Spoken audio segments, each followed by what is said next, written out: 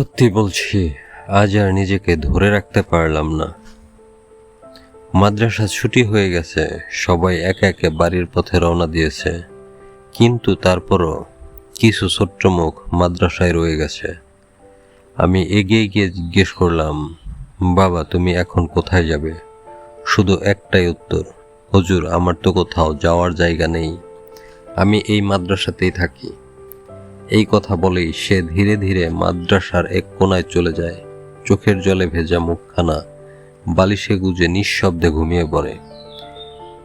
এমন অনেক এতিম শিশু আছে যারা ছুটির পর মাদ্রাসা ছেড়ে কোথাও যেতে পারে না, কারণ তাদের আর কেউ নেই, মা নেই, বাবা নেই।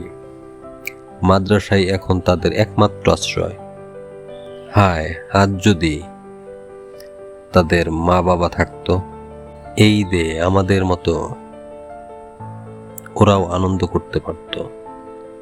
দোয়া করবেন ওদের জন্য, আল্লাহ যেন এই এতিম সন্তানদের কোরআনের হাফেজ ও আলেম হিসেবে কবুল করেন। আল্লাহ যেন তাদের জীবনে শান্তি, ভালোবাসা আর সম্মান এনে দেন। আমিন। যদি সম্ভব হয় এই এতিমদের পাশে আপনারা একটু দাঁড়াবেন। আর এই লেখাটা ফেসবুক থেকে সংগ্রহ করা। ধন্যবাদ সবাইকে।